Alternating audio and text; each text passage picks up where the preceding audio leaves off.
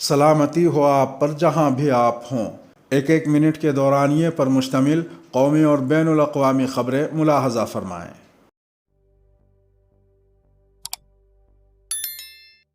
غزہ میں جنگ سے تباہ عمارتوں کا ملبہ صاف کرنے کے لیے مشینری غزہ میں داخل۔ کل جمعہ کے روز مصر سے تعمیراتی مشینری، تعمیراتی سامان اور ماہرین تعمیرات کی ٹیموں پر مشتمل درجنوں افراد فلسطین کے جنگ زدہ علاقے غزہ کی پٹی پہنچے۔ مصر سے آنے والے ماہرین اسرائیلی بمباری سے ہونے والی تباہی کے بعد ملبہ ہٹانے اور تعمیراتی کام شروع کریں گے۔ العربیہ چینل کو اپنے ذرائع سے خبر ملی ہے کہ مصر نے تعمیراتی مشینری اور عملہ غزہ بھیجنے سے قبل غزہ کی حکمراں حماس اور رام اللہ میں قائم فلسطینی اتھارٹی سے بھی رابطہ قائم کیا تھا اور دونوں کو اس حوالے سے آگاہ کیا تھا۔ مقامی فلسطینی ذرائع نے بتایا کہ مصر سے ماہرین اور تعمیراتی مشینری غزہ کی واحد بین الاقوامی گزرگاہ رفح سے غزہ لائی گئی۔ مصر کے اس اقدام کا مقصد جنگ زدہ فلسطینی علاقے میں ہونے والی تباہی کے بعد ملبہ ہٹانا اور تعمیر نو کا کام شروع کرنے میں مدد دینا ہے۔ مصر سے آنے والی مشینری تباہ ہونے والی عمارتوں کا ملبہ صاف کرے گی۔ سعودی عرب میں آوارہ کتوں کے ہاتھوں بچوں کی بڑھتی اموات کا تدارک کیسے ممکن ہے؟ سعودی عرب میں آوارہ کتوں کے حملوں میں بچوں کی اموات کے بڑھتے واقعات کے بعد جہاں عوام میں آوارہ کتوں کے حوالے سے تشویش میں اضافہ ہو رہا ہے، وہیں حیوانات کے حقوق کے لیے کام کرنے والی تنظیمیں بھی آوارہ کتوں سے نجات کے مختلف قانونی طریقے اپنانے کی حمایت کر رہی ہیں۔ سعودی عرب میں کتوں کے حملوں میں گزشتہ ایک سال کے دوران کئی بچوں کی موت واقع ہو چکی ہے۔ اس نوعیت کا تازہ واقعہ حال ہی میں مشرقی علاقے الاحسا میں پیش آیا، جہاں کتوں کے حملے میں ایک 13 سالہ بچہ جاں بحق ہو گیا۔ سعودی عرب میں حیوانات کے حقوق کے لیے کام کرنے والے حمزہ الغامدی نے کہا کہ آوارہ کتوں کو زہر دینے سے ان کے خطرات کم نہیں ہو سکتے، بلکہ ایسے کتوں سے نجات کے لیے نسبندی بہترین طریقہ ہے۔ اس کے ساتھ ساتھ شہری آبادیوں اور پبلک مقامات پر کھانے پینے کی اشیاء پھینکنے سے گریز کیا جائے۔ سیرگاہوں، ساحلی علاقوں اور پبلک آمد و رفت کے مقامات پر کھانے کی باقیات نہ پھینکی جائیں، نیز ایسے مقامات پر بچوں کو اکیلا نہ چھوڑا جائے۔ نائجیریا نے غیر معینہ مدت کے لیے ٹوئٹر پر پابندی لگا دی۔ نائجیریا کے وزیر اطلاعات نے اعلان کیا ہے کہ ملک میں ٹوئٹر کو غیر معینہ مدت کے لیے معطل کر دیا گیا ہے۔ حکومت کی جانب سے جاری کردہ بیان میں کہا گیا کہ یہ پابندی اس لیے لگائی گئی ہے کہ اس پلیٹ فارم کو بار بار ایسے کاموں کے لیے استعمال کیا جا رہا ہے کہ جس سے نائجیریا کی کارپوریٹ ساکھ کو نقصان پہنچ سکتا ہے۔ ادھر ٹوئٹر کا کہنا ہے کہ یہ اعلان انتہائی پریشان کن ہے۔ یاد رہے کہ چند روز قبل ہی ٹوئٹر نے صدر محمد بحاری کی ایک ٹویٹ کو یہ کہہ کر حذف کر دیا تھا کہ اس ٹویٹ نے ٹوئٹر کے قواعد کی خلاف ورزی کی ہے۔ جمعہ کے روز ٹوئٹر نے کہا کہ وہ نائجیریا کی جانب سے پابندی کی تفتیش کر رہی ہے اور مزید معلومات ملنے پر لوگوں کو آگاہ کیا جائے گا۔ ترکی میں ایک اور مسجد کا افتتاح۔ ترکی کے صدر رجب طیب اردوغان نے زونگلداق میں اوزون محمد مسجد کا افتتاح کر دیا۔ حالیہ عرصے میں صدر اردوغان نے کئی مساجد کا افتتاح کیا ہے۔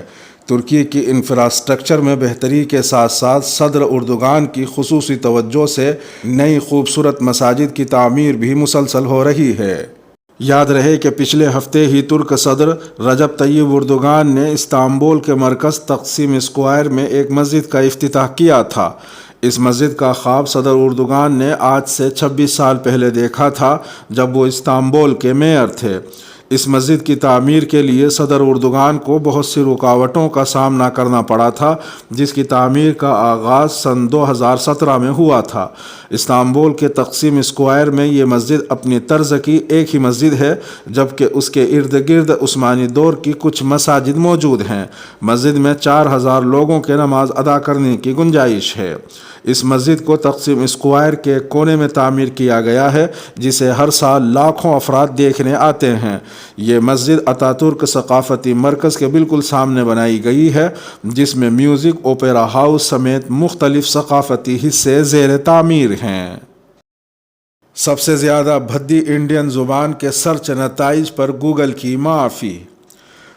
گوگل کے سرچ انجن میں انڈیا کی کرناٹکا ریاست کی سرکاری زبان کناڈا کو انڈیا کی سب سے بھدی زبان کے طور پر دکھانے پر ریاست نے کہا کہ وہ گوگل کو ایک قانونی نوٹس بھیجنے کی منصوبہ بندی کر رہی ہے۔ ان الفاظ کے ساتھ جمعرات کو گوگل سرچ میں کناڈا کی زبان سب سے اوپر نظر آ رہی تھی۔ جمعرات کو ٹیکنالوجی کمپنی نے ایک بیان میں کہا کہ وہ غلط فہمی اور جذبات کو ٹھیس پہنچانے پر معافی مانگتے ہیں۔ بہت زیادہ غم و غصے کے سامنے آنے کے بعد انہوں نے غلطی کو ٹھیک کر دیا ہے۔ گوگل نے ٹویٹر پر دیے گئے ایک بیان میں کہا کہ سرچ فیچر ہمیشہ بالکل درست یا کامل نہیں ہوتا، اور بعض اوقات انٹرنیٹ پر جس طرح سے مواد کو بیان کیا جاتا ہے تو اس سے خاص سوالات کے حیرت انگیز نتائج سامنے آ سکتے ہیں۔ بیان میں کہا گیا کہ ہمیں پتہ ہے کہ یہ مثالی نہیں ہے، لیکن جب بھی ہمیں کسی مسئلے کے متعلق بتایا جاتا ہے تو ہم فوری طور پر اصلاحی کارروائی کرتے ہیں اور اپنے الگورتھم کو بہتر بنانے کے لیے مستقل طور پر کام کر رہے ہیں۔ ملک میں تیسری لہر کی آہٹ، 2 ریاستوں میں 90,000 بچے کورونا سے متاثر۔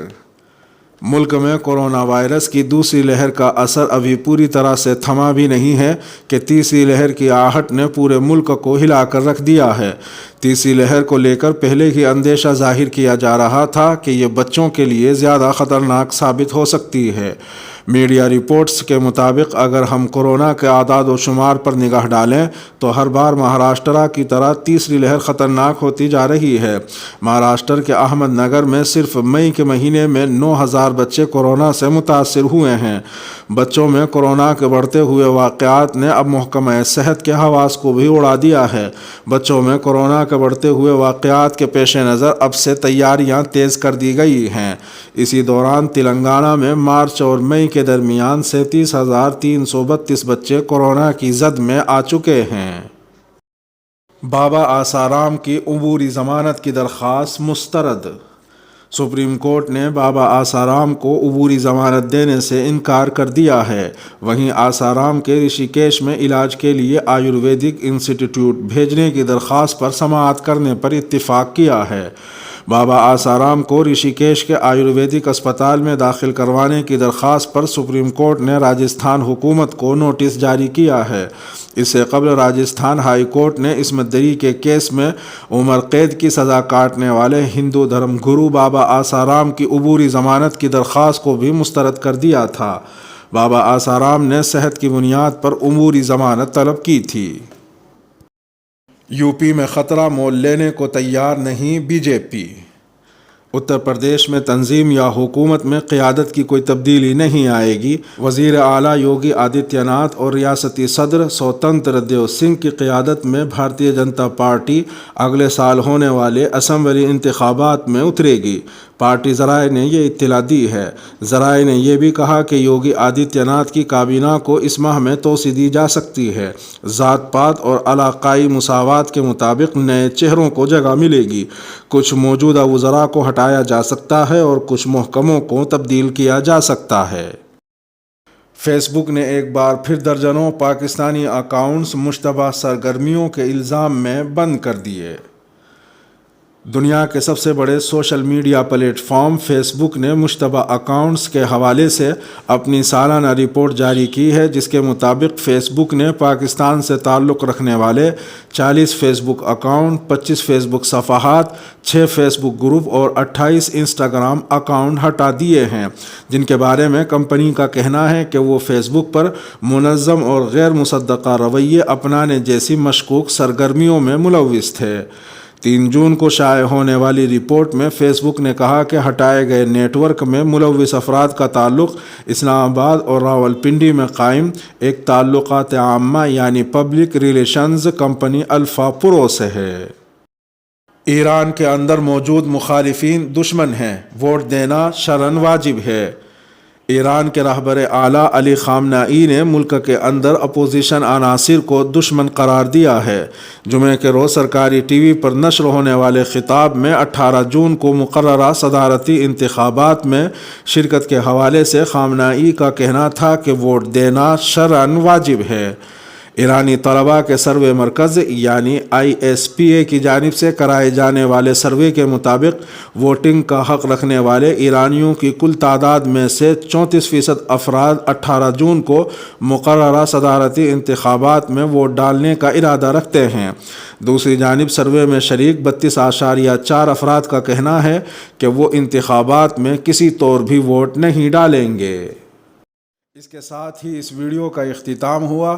ویڈیو ملاحظہ فرمانے پر شکریہ، کرم، مہربانی ہے۔ میرا نام راہی حجازی ہے۔ سلامتی ہو آپ پر جہاں بھی آپ ہوں۔